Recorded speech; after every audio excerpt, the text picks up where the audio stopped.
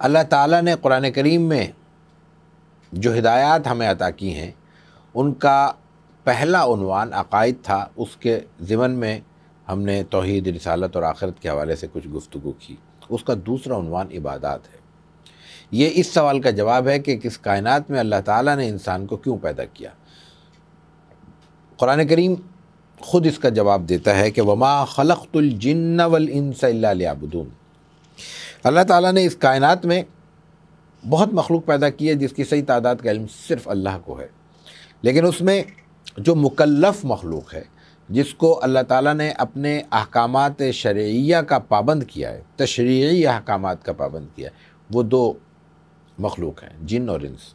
ज़ाहिर है कि जिन्नों के साथ हमारा बराह रास्त वास्ता नहीं, वो क्या मखलूक है, कैसे अपने उमूर अंजाम देती है, ये हमारे दायरे से बाहर है। हम इंसानों की बात करते हैं। इस आयत में अल्लाह ताला ये फरमाता है कि तमाम मखलूक़ात को, इंसान और जिन्नों की जितनी भी शक्लें हैं, जितने भी अफराद हैं, उनको सिर्फ़ और सिर्फ हमने अपनी इबादत के लिए पैदा किया है। अब यहाँ हमारे लिए समझना ज़रूरी है कि इबादत से मुराद क्या है। इसलिए कि आम तसव्वुर इबादत के तौर पर हमारे जहन में ये जो सूरत आती है वो नमाज की है, इसलिए कि नमाज के अलावा इबादत ज़कात है।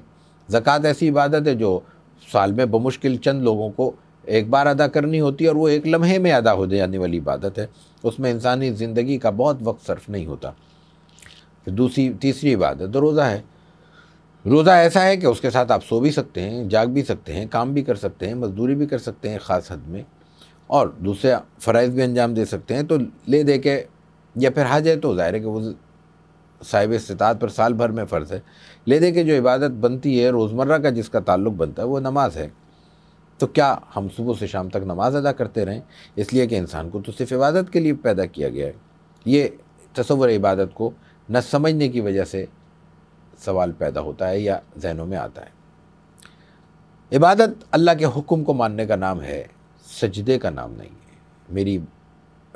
मैं अल्फाज दोबारा दोहराता हूँ, महज सजदे का नाम इबादत नहीं है, महज रोज़े का नाम भी इबादत नहीं है। अगर ऐसा होता तो देखिए कि ज़वाल के वक्त, तुलुए आफ्ताब के वक्त, गुरूब आफ्ताब के वक्त सिजदा ममनू है।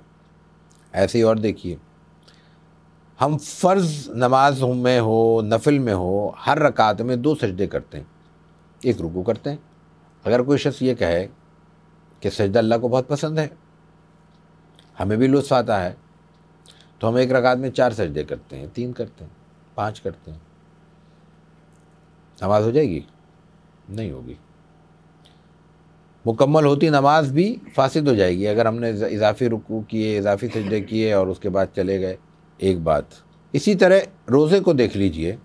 रोज़ा सिर्फ़ रमज़ान का ज़रूरी नहीं है, दूसरे अय्याम के लिए भी रोज़े अल्लाह ताला ने मसनून किए हैं। रसूल अकरम सल्लल्लाहु अलैहि वसल्लम के मामूलात में थे, तलक़ीन की गई है, ताकीद की गई है। अल्लाह के नेक बरगुज़ीदा बंदे, इबादत गुज़ार लोग उनको अपनी ज़िंदगी का मामूल बनाते हैं।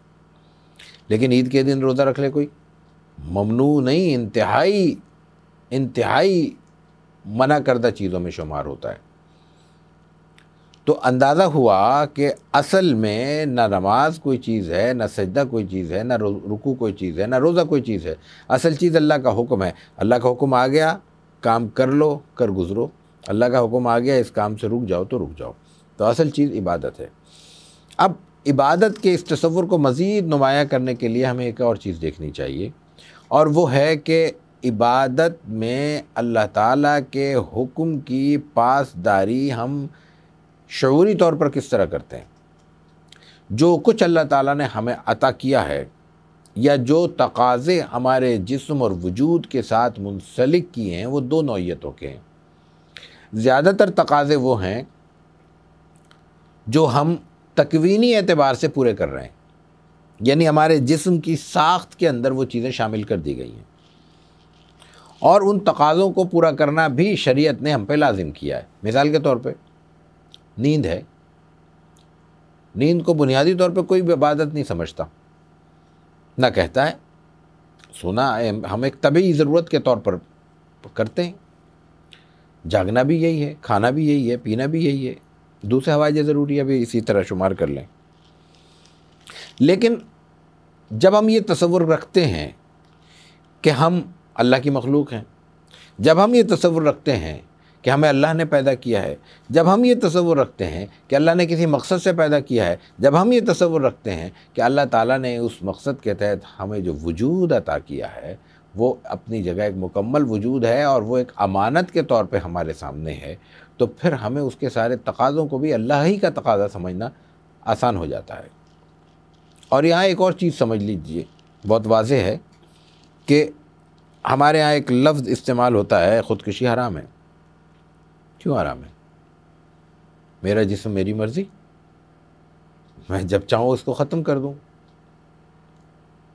ख़ुदकुशी इसीलिए हराम है कि ये मेरा जिस्म भी नहीं है और इसलिए मेरी मर्ज़ी भी नहीं है। ये अल्लाह का वजूद है जो उसने मुझे कुछ अरसे इस्तेमाल के लिए अता किया है और वो मैंने उसी ज़ाब्ते के मुताबिक इस्तेमाल करना है जो अल्लाह ताला का अता फरमूदा है। इसीलिए अगर मैं इसको भूखा प्यासा रख के मारता हूँ तो ये ख़ुदकुशी है। इसीलिए मैं अगर जिस्म इंसानी रूह के, इंसानी वजूद को ख़त्म करने वाली किसी शय के तौर पर कोई चीज़ इस्तेमाल करता हूँ, ज़हर इस्तेमाल कर लेता हूँ, तो ये ममनू है। अपने वजूद को ख़त्म करने के लिए कोई भी ज़रिया इख्तियार करता हूँ तो ये मना है।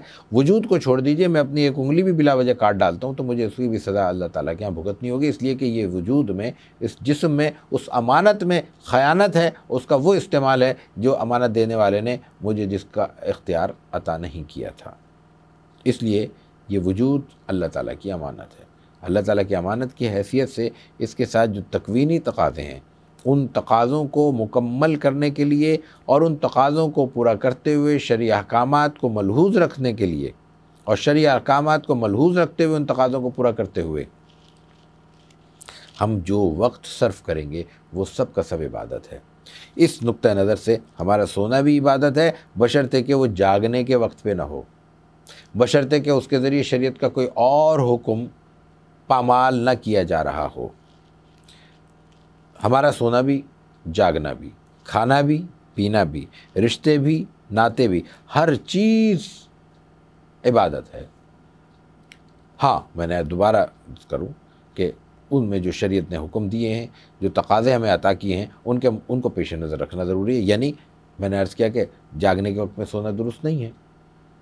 इसी तरह खाने पीने के तकाज़े हैं तो खाना पीना तो दुरुस्त है, लेकिन अपनी प्लेट से दूसरे की प्लेट में झांकना और उससे कुछ हथिया लेना, ये दुरुस्त नहीं होगा। इसी तरह खाने की चीज़ खानी, जिसको शरीयत ने मना किया है उसको खाना ममनू होगा। इसी तरह मिलने जुलने के तकाज़े, तो ज़ाहिर है कि मिलने के लिए आदाब बहुत से अता किए गए हैं, ज़बरदस्ती नहीं मिलना है, बिला इजाज़त किसी से के घर में दाखिल नहीं होना है। और मिलने का मफ़हूम यह है कि उसकी खैरियत दरियाफ़्त की जाए, उनके खुशी और गमी में शरीक हुआ जाए। ये नहीं है कि सारी ज़िंदगी के और दूसरे उमूर छोड़ कर, तज कर, तर्क करके मेल मुलाकात के इस रवैये को अपनाया जाए। तो बहरकैफ़ बुनियादी तौर पर एतक़ाद में के बाद जो करने का काम है वह इबादत है, और इबादत में वो तमाम चीज़ें शामिल हैं जिनकी इंसान को ज़रूरत होती है। इंसान को जो सबसे ज़्यादा ज़रूरत है वो कस्ब हलाल की ज़रूरत है।